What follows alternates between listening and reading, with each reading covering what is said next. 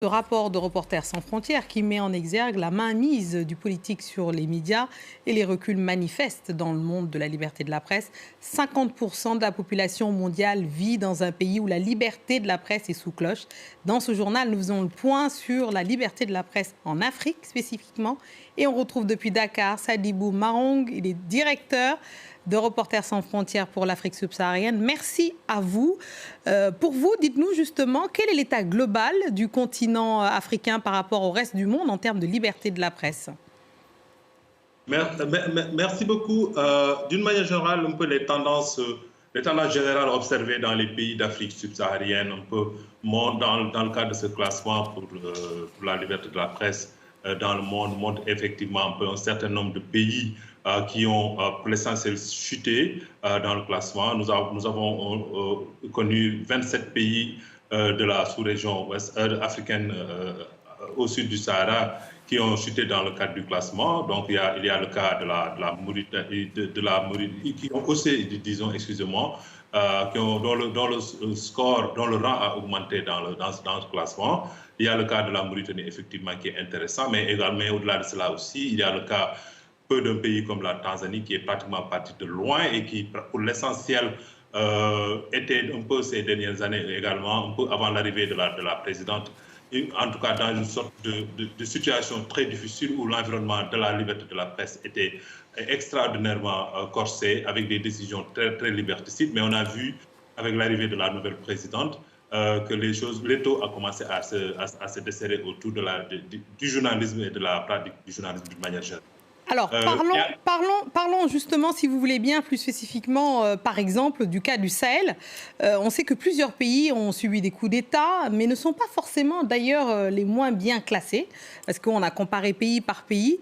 On sait, par exemple, que dans certains pays, il y a eu des suspensions de médias. Je pense évidemment à notre groupe, France 24 et RFI. Expliquez-nous, justement, comment est fait ce classement. En fait, le classement est une sorte de compilation un peu d'une série de ce qu'on appelle un peu de manière quantitative les exactions qui ont eu lieu du 1er janvier au 31 décembre. Mais également, ça a été complété un peu par des analyses un peu d'un certain nombre de personnalités de divers horizons, notamment des journalistes, des juristes, des experts.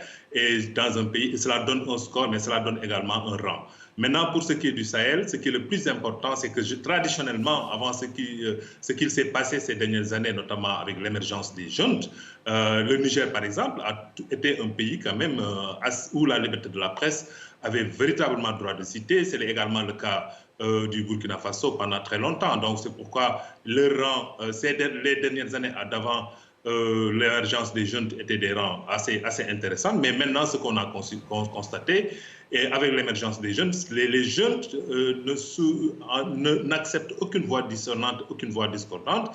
Et dans le cadre un peu de la liberté de la presse, donc la liberté de la presse est prise finalement entre l'étau, aussi bien un peu des forces armées, disons des groupes armés terroristes, mais également un peu des pressions politiques, entre guillemets, qui viendraient des jeunes. Cela s'explique par des suspensions de médias internationaux, mais également des expulsions de correspondants de la presse internationale. Mais au-delà de ça, également, à l'intérieur même, la pratique du journalisme et l'exercice du journalisme dans les pays du Sahel également pose problème, et de plus en plus, parce que des journalistes actuellement sont soit forcés à intégrer, si vous êtes critique sur un plateau de télévision, vous êtes forcé à intégrer l'armée, par exemple. On a vu ça, on a vu le cas d'Issaka Lingani au Burkina.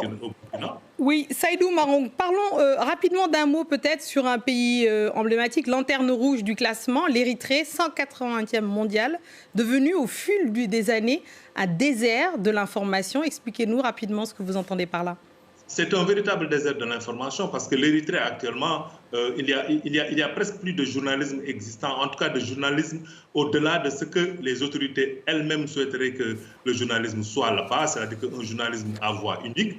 Maintenant, il y a le départ on a constaté par exemple dans nos analyses que le départ de plus en plus de beaucoup de journalistes qui ne peuvent pas accepter cet état de fait, donc qui sont partis dans les pays environnants et d'autres qui sont partis à l'étranger également. Et de plus en plus également, c'est le pays où actuellement il y a les 4 journalistes détenus depuis 25 ans sont actuellement en Érythrée. Et nous travaillons actuellement sur le cas de David Issa, qui est actuellement le journaliste le plus détenu pendant 25 ans. Le plus ancien détenu. Le plus ancien dans ce pays, et ça fait 25 ans ou 24 ans. Merci beaucoup, Sadibou Marong, directeur de Reporters sans frontières, RSF justement en Afrique subsaharienne. Merci beaucoup.